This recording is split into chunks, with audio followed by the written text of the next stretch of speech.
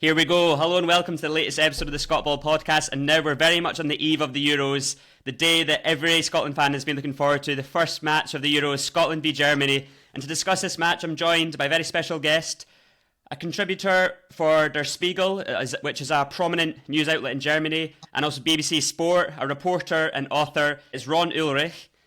First of all, thanks very much for joining me, Ron. If you could just firstly tell the listeners your background in the media and the work that you're involved in.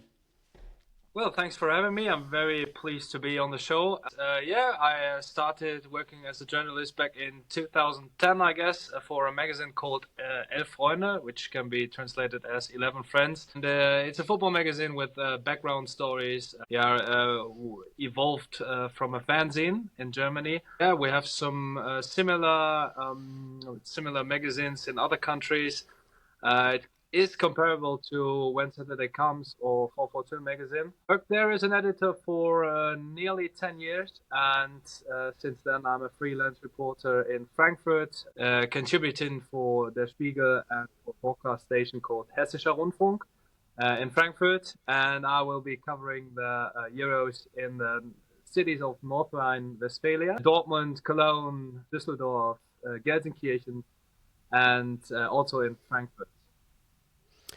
And I believe you've reported live from major international football tournaments before. What are your favourite memories of that? Do you enjoy interacting with supporters from different countries?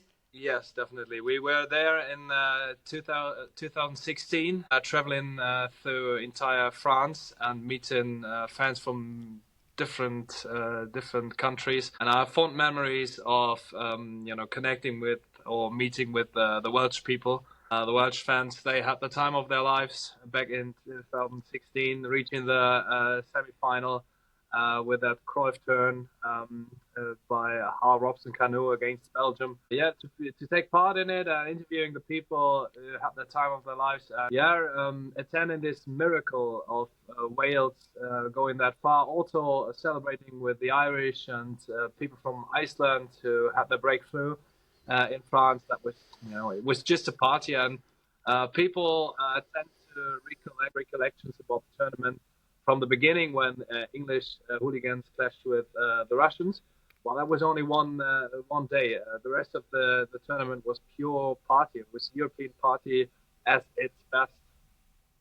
Well, Ron, if you enjoyed the company of the Welsh and the Icelandics, I'm sure you'll enjoy the company of the Scots, because I tell you, we're super excited to be over there. It's the first tournament we can properly enjoy since France 98, because obviously we qualified for Euro 2020, but COVID restricted a lot of fans from getting over there. So we're travelling over to Germany in our thousands, and yeah, we can't wait for it.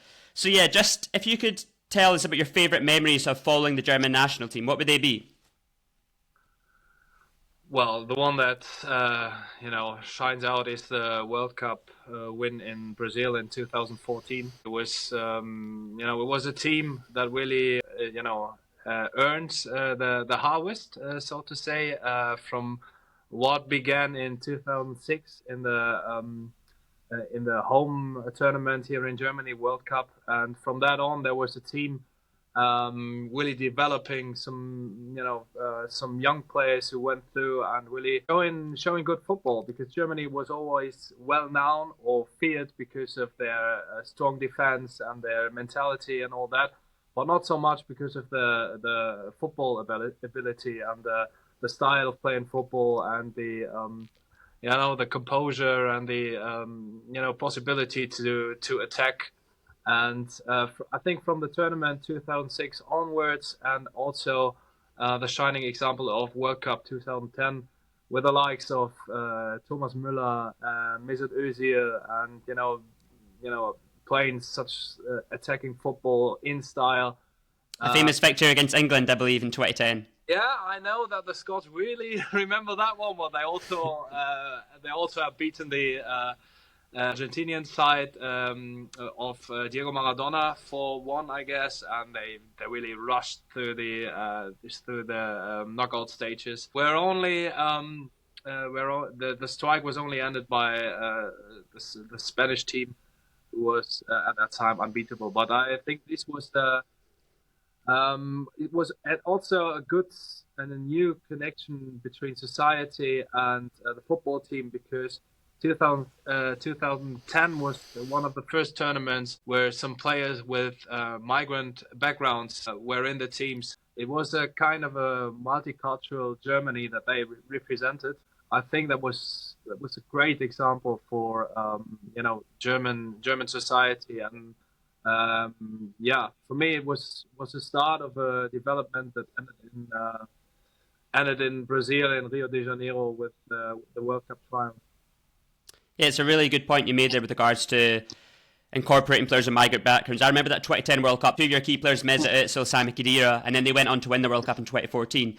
And yeah, the first World Cup I remember as a football fan was 2006, which was hosted in Germany. Obviously, Germany did well, didn't quite win it, but reached the semi-finals. But what I wanted to bring up is, growing up, Germany were always very strong in these tournaments. I'm not sure if you're aware of this quote from Gary Lineker, ex-England striker and prominent TV reporter now, that he said, "Football is a very simple game. 22 players chase a ball around, and in the end, the Germans always win." And that's how it felt for me growing up. But since then, it's not gone too well for the German national team, crashing in the group stages of the 2018 and 2022 World Cups. What has the general mood in the country been following these events? Yeah, I think Gary Lineker was proved wrong at that point in the past tournaments. I think what Germany lacked was the desire that you need when you want to achieve something new. There were some players who were not at the best shape and who were satisfied, so to say, with what they have achieved. And also, in my eyes, the manager, Joachim Löw, he wasn't the right man. I think he also admitted that he should have stepped down after the World Cup win, because the team had achieved everything they wanted, and they were too much focusing on copying the Spanish style. So Germany didn't produce so many number 9 strikers from that on, because they were trying to copy the Spanish style.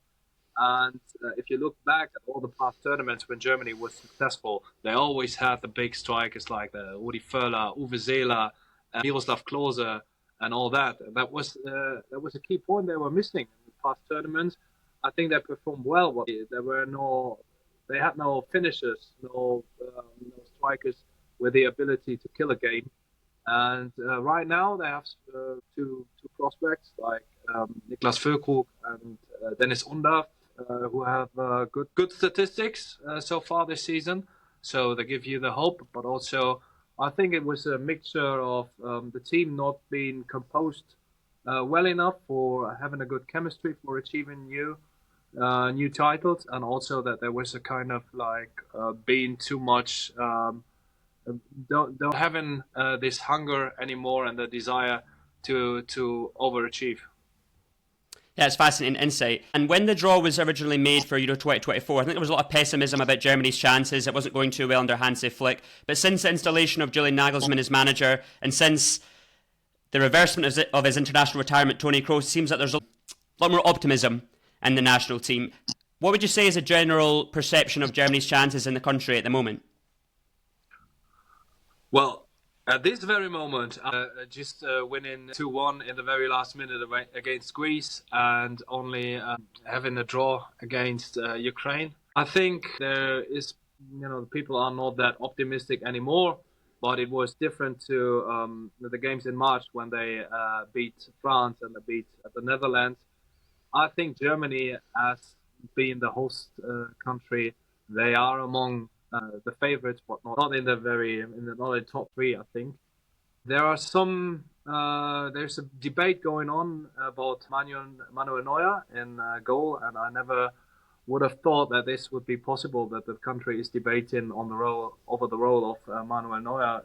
He was indisputable for a very long period, but right now this is the main topic, and also people are really questioning if Julian Nagelsmann, who is a great tactician, and he's also made experiences in Leipzig, in Hoffenheim, and Bayern Munich, but he was no national coach. So this will be his first tournament as a national coach, and in the quite short period of his tenure as a German national coach, he did a lot of experiments. So he put Kai Havertz as a left back. He also few weeks ago, he said we will go into that tournament with 4 goalkeepers because he said this would be good in training that you have also two goalkeepers for every side and just give his main goalkeepers the breaks in training and all that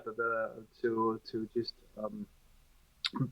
for preventing that they are too exhausted for it. And then he decided to erase Alexander Nübel, the 4th goalkeeper, and send him back to holidays.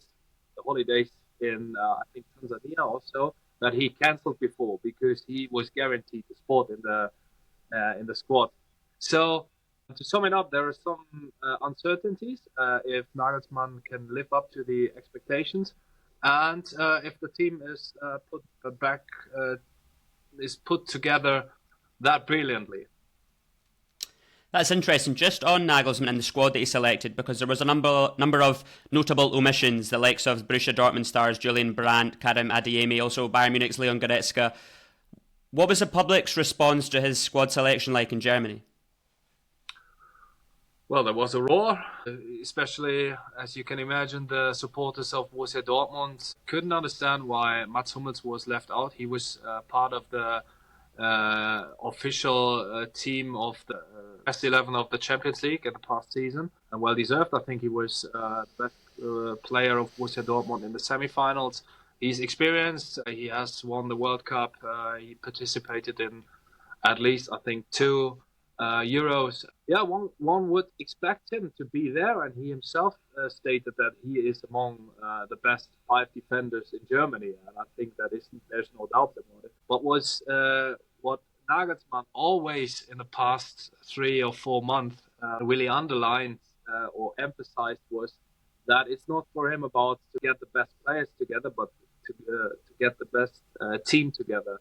And they stick together, and there are some people who will sit on the bench and not really making trouble about it. I can't say I'm not in a position to say that Mats Hummels would have been a troublemaker, but there would have been discussions about his role and why he's left out, and there will always be headlines about it. And instead of Hummels, he has chosen Waldemar Anton of VfB Stuttgart, who has performed very well the past season. He's quite satisfied with his role as a backup. So is Robin Koch of Eintracht Frankfurt.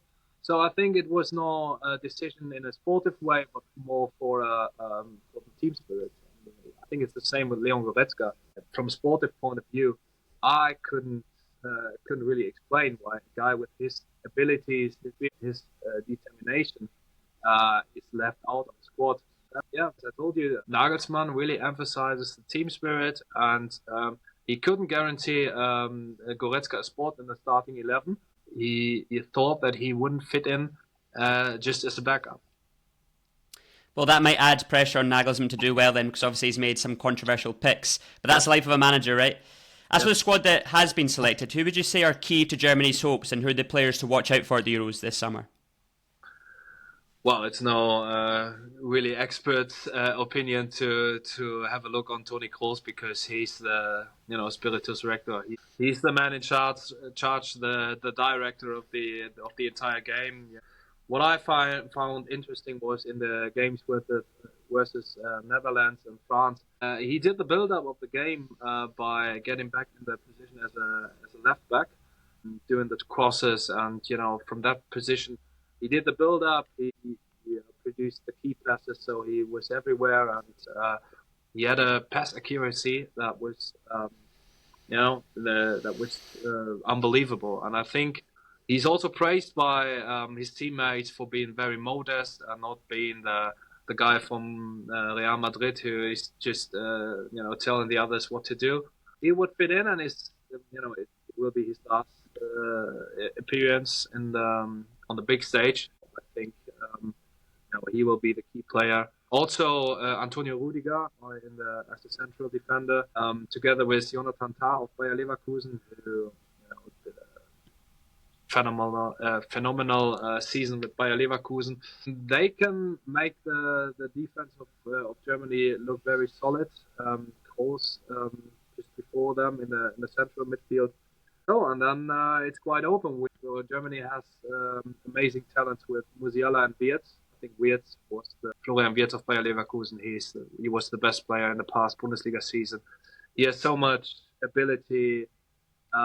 He runs, throughout the entire pitch. He has a high working rate for a guy with his talent. It's quite striking that he really is capable of working against the ball and producing chances for his teammates. But it's their first tournament. Musiala and Wirtz, they will play up front in the line with Gundogan. That is the line that is expected. But they will also be under pressure. It's their first tournament, and the entire nation or the entire world maybe will watch them for the first time. And they will have to perform. They will have to live up to the expectations, who are very high at the moment. It's certainly an exciting squad. I'm interested to see how the likes of Wirtz and Musiala get on, because they're very exciting players to watch. Looking ahead to the Scotland game, how would you predict Germany to line up the starting 11? What do you think it's going to look like?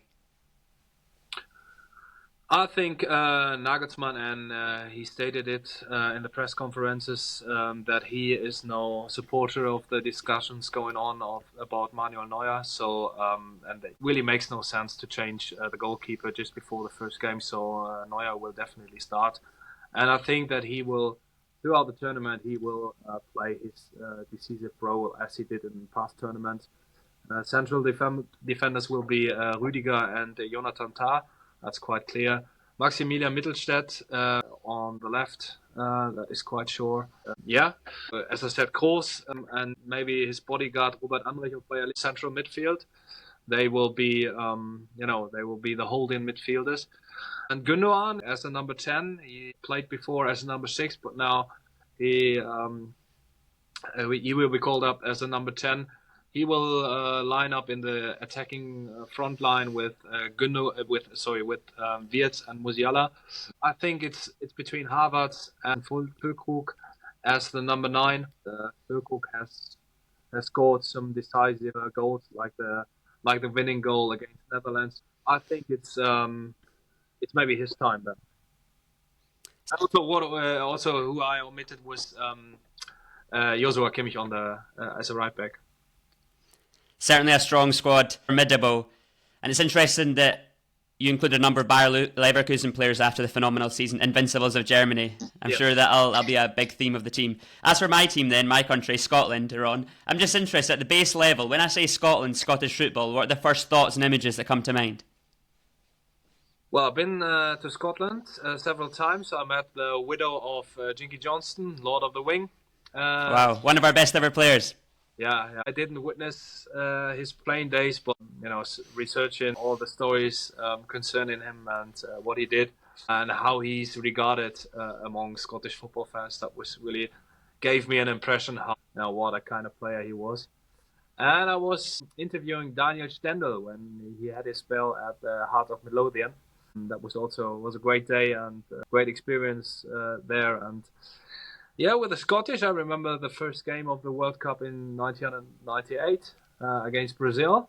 It was only 2-1. As far as I remember, it was a tight game for a long period. And if you remember who played for Brazil back in this tournament, I think the real Ronaldo was there, and we all know how this tournament ended.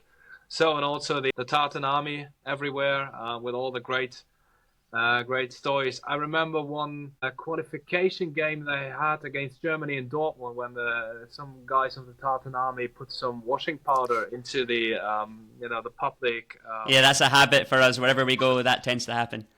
But it sticks to my mind still until this day, and I expect them to do it in Munich as well. Definitely, yeah.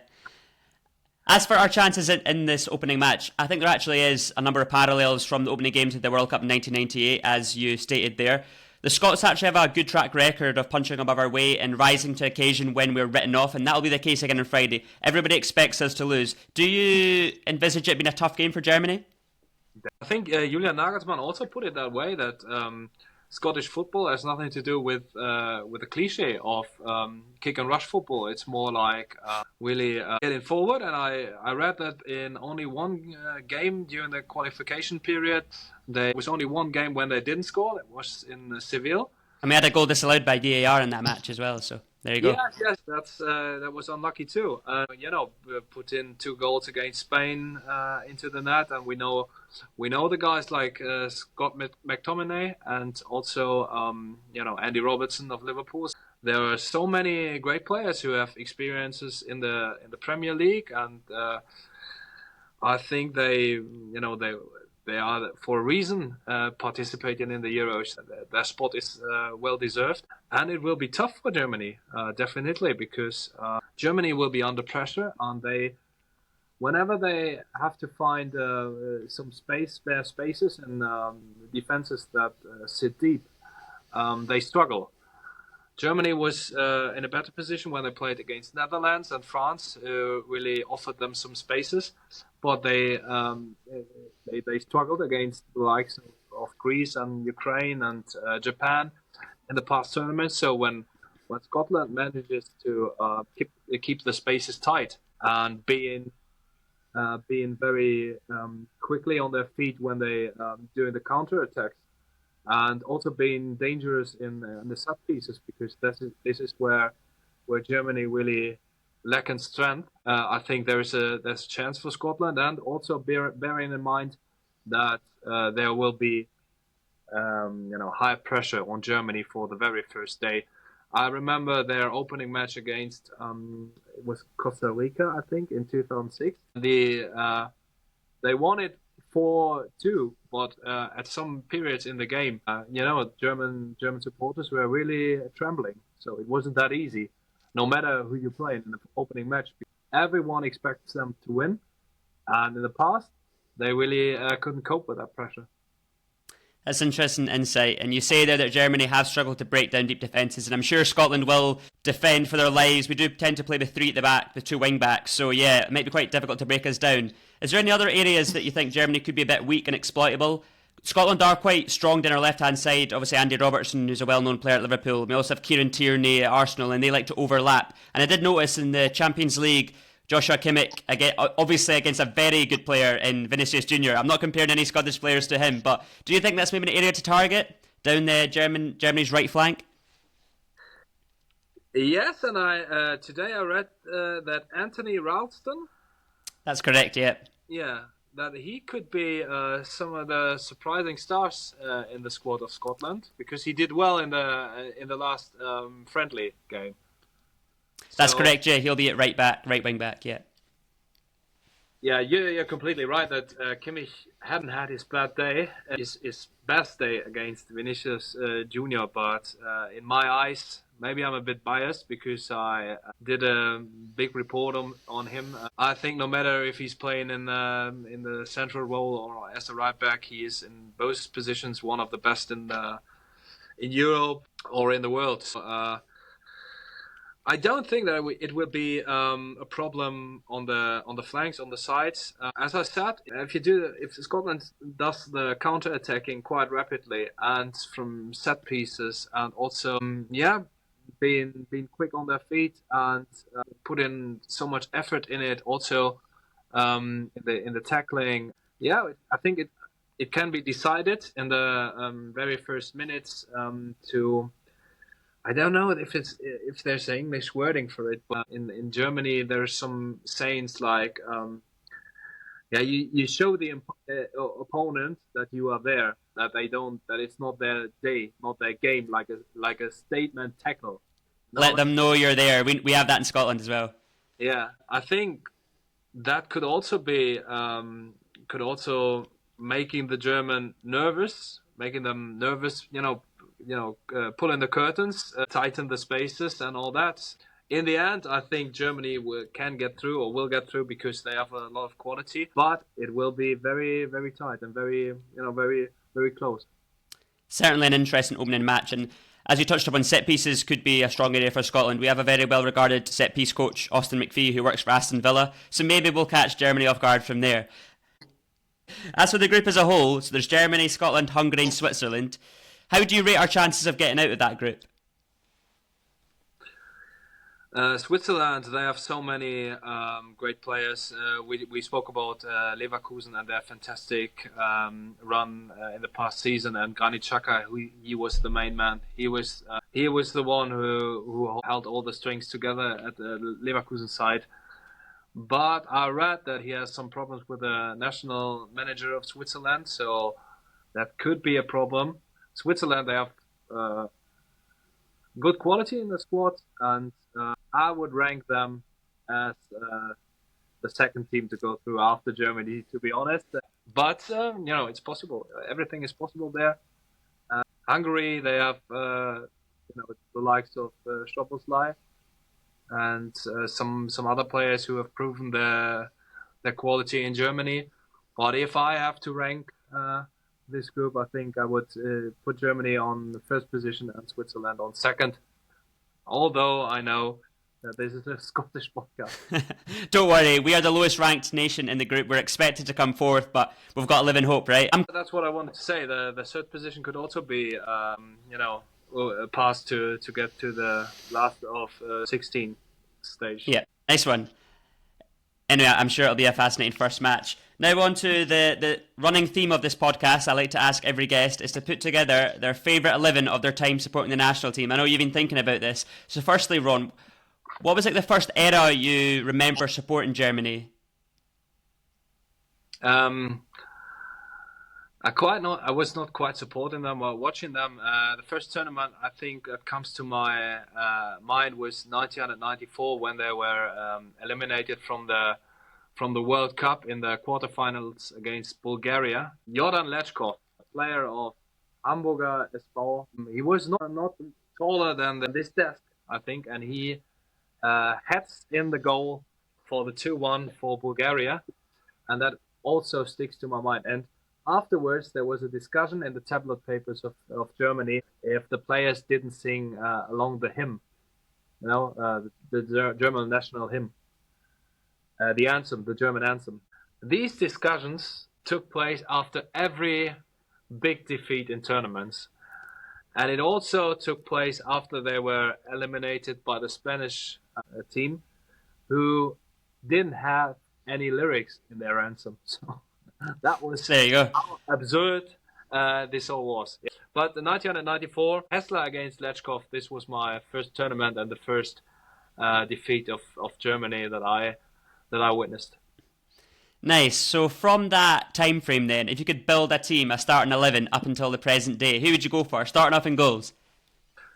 Yes, made up my mind. I think there were only two players who could be in the lineup for the goalkeeper, and it was Manuel Neuer versus Oliver Kahn. Wow. Neuer won the World Cup in 2014, but on the other hand, Oliver Kahn didn't win it in 2002. But Neuer was part of a team, and Kahn was, I think he was the sole performer, the only world-class player in that group who lifted Germany on his shoulders to the final against Brazil when he made this famous mistake against Ronaldo. But putting in mind all that he has done for the role of a goalkeeper as a sweeper, I think I have to go for Manuel Neuer in goal.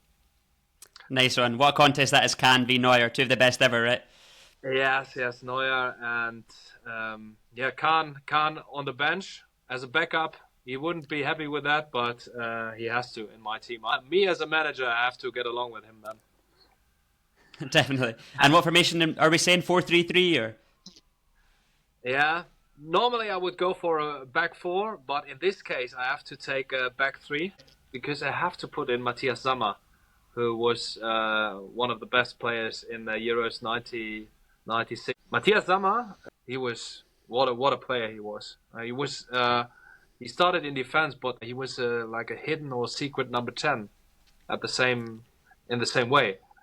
So I would put him in the back three line as a central defender, accompanied by Jürgen Kohler and Mats Hummels, so that we put together different generations of German defenders.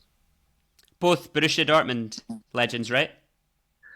Yeah, Kola, he also played for Bayern Munich, so did Hummels. Yeah, but Hummels, he participated in so many tournaments and also World Cup winner. Yeah, we discussed his role before. He should have been there in this squad against. Bearing in mind the long period that he's involved in German football, he really deserves to be part in that 11. It's a formidable backline. How about the midfield? What is it on the as a right wing back? Right wing back, yeah. I would put in Bernd Schneider. Do you know him? He's the white Brazilian. I remember, yeah. Did he play at the 2006 World Cup? Is that correct? Yes. Yeah. If you look at the goal of Oliver Neuville against Poland in the very last minute in the second group stage game, that was the goal which is set to kick off the entire tournament for Germany, because this late winner really put Germany on fire. That everyone was pure in euphoria for cheering for this team. And if you look at watch it on YouTube, you see the ball which is played by Schneider on the right flank to Odonka. That was a great example of his abilities. But it was the pass before the pass for a goal, and that was typical for Bernd Schneider.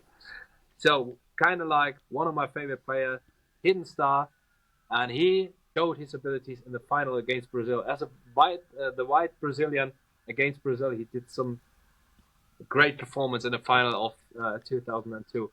And on the other side, I have to put in Philipp Lahm. He was world class He'd be one of my favourite ever German players, Philipp Lahm. Yeah, he is. You have to put him in there. I think this is a lineup of the tournaments that I attended. But if you go to the all-time German national players, I think he will also play a part in it. Yeah, and we discussed Toni Kroos. He's the most successful single player of Germany, winning, I think, hundreds of Champions League trophies. He has to be there.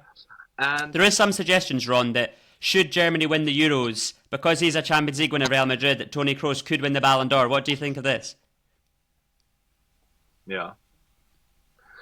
I'm not quite sure who will be the contenders. We have to speak after the Euros, but if he wins the Champions League, wins the Euros, what could have been left for him also doing there? And in his career in Germany, well, way to end his career, right? Yeah, he was always an expert for great timing, and that's the same with him ending his career in style on the top of his shape. Yeah, I think he will be there. He will be a contender. Nice one. Who else in midfield? Michael Ballack. Amazing player. I think a lot of players from the World Cup 2014 belong there as well. Ballack was in a different period of the German national team, and he scored so many decisive goals. He was the man who guided the team through so many tournaments, and he was outstanding with his heading and with his with the shooting and all that. So Ballack needs to be there, and a guy who really combines the World Cup of 2000 and 2014 was Schweinsteiger. So I will put him on the left wing side now. Okay, great. Who else we got in the forward areas? To put in two forwards, it would be Klose for sure. You can't omit him. He is the best World Cup goal scorer. Yeah, he's not so well regarded in Germany, especially after his coaching spells in Berlin. But Jürgen Klinsmann, because he was the captain of the. Jürgen Klinsmann was the captain of the German team in 1996, who won the Euros. And he was a striker through and through, and really appreciated. He was not the best footballer. Really appreciated his work rate as a striker in the 90s. So really felt for him. As I said, a lot of other Germans would kill me for that lineup, for that starting 11, and they certainly won't put in Klinsmann. But I have, from a connection to him from my childhood days, I would say I have to put in Klinsmann. He's still an iconic German player, Klinsmann. And Ron, just to close off the podcast, there's a theme that I like to ask the guests to enter one of these players from your starting 11 into the Scottball Podcast Hall of Fame. So from that starting 11, who's your favourite? My favourite or the best one of these 11? Your favourite. My favourite is Schneider, as I told Nice. you. Bernd Schneider, look up all the scenes, final against Brazil and all that. He was, great player. That's one for listeners to YouTube. Yeah. We're hidden star, really. Love that. Anyway, Ron, thanks very much for your time. You've been super generous. I wish you all the best in your career, and I wish Germany all the best, but just not on Friday in the opening match. Yeah, same for you. I would really appreciate if Scotland will go through. Don't tell the people from Switzerland and Hungary, but I cheer for you then. Thanks very much. Appreciate your time. Thank you. Bye.